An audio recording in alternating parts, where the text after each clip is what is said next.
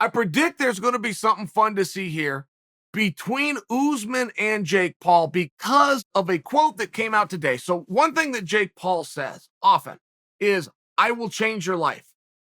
But he'll talk about something really positive. He will usually go right into the purse. I will change your life by giving you $5 million. I will change your life, in this case with Usman, by getting you 10 million up front plus points on the back end. It's one of those things which, Paul's not wrong. I would imagine 10 million would change a guy's life, right? So he's not wrong, and it's a very compelling line. And I don't really know what you could respond to that. If you're up there debating a guy and just trying to get jeers from the audience, I imagine you're going to concede that one to him. Well, no, Usman did not. Usman said, I don't know if you know this isn't a game to me, and I will change your life in the worst way. That's a powerful line. That's a very, very powerful line. And, there's some guys that you can play with. There's some guys that compartmentalize, and press conference is this, and a weigh-in is something different. There's an intensity, but they're different, and training camp is different, and then fight night from bell to bell is different. Usman blurs those lines, possibly more than anybody else that we have. Usman is the guy that it's best to not piss him off. It doesn't distract him like it does with many other fighters. It doesn't cause an adrenaline or an emotional dump or lapse like it does with many other fighters. It gets him focused, it gets him serious, and it makes him show up ready. It's just one of those, right? It's one of those deals.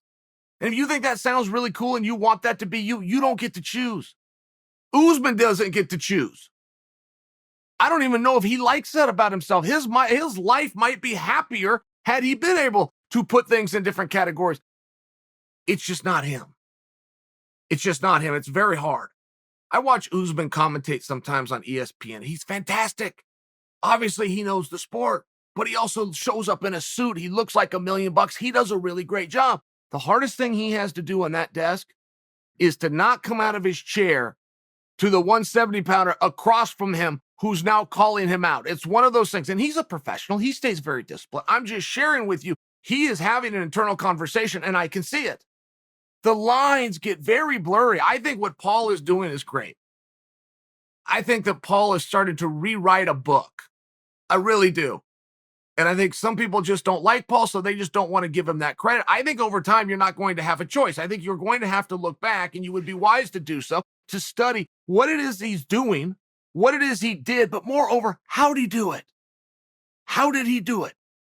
And the mere fact that Paul has us over here I got the biggest MMA show in the space. I can't think of 2 solid days that have gone by where I'm not saying his name. He does something interesting. There's something interesting to see. And the fact that he can get the champion of the world from a totally different sport, all worked up and making these kinds of threats to whether I think that's a tough guy line or not. I love the line, but it's real when it comes from Usman. It's different. It's just different. And the fact that Paul can get that kind of energy and get that kind of emotion and get that kind of response and get this kind of dialogue to the sitting reigning champion of the world who is being compared to George St. Pierre, for goodness sakes. Talk about coming over and finding a way to box him. I mean, Usman's manager laid out what it would take. Ali Abdelaziz said, and make no mistake, we will do that fight. We will do it right now. Whatever your rounds, whatever your rules, wear any kind of gloves, you figure all that out. We'll say yes. Dana White's the sole promoter. So now it's upon Paul's team, and I don't know what his contracts look like. I would imagine the reason that Paul hasn't called Dana to see if we can get this done is one of twofold. Either he doesn't want the fight, or he's under contract with somebody else. But you would see where that makes it more obvious he doesn't want the fight. If he's under contract with somebody else and he understands how promotional contracts work, he would not be calling out one of Dana's disciples. Unless Paul's got a plan. I trust Paul has a plan. Sometimes I don't see it. Usually I'm the first guy to recognize him. I will be in this case too. I haven't put this whole thing together yet. All I know is using history as the greatest trajectory to the future. Paul never comes out with something unless he's got an angle, which is fun. I encourage you guys to get on board with Jake Paul. I really do encourage that. because it's fun. There is a train here that has left the tracks. There is excitement. There is entertainment coming every single day, including in the form of social media. You don't even have to set your calendar and get ready to do anything. You can just pick your phone up at random times, see what he's done, and there's something there.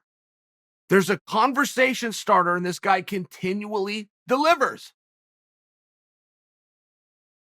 How would Paul do with Usman? We just saw Paul knock out a world-class athlete in less than a round.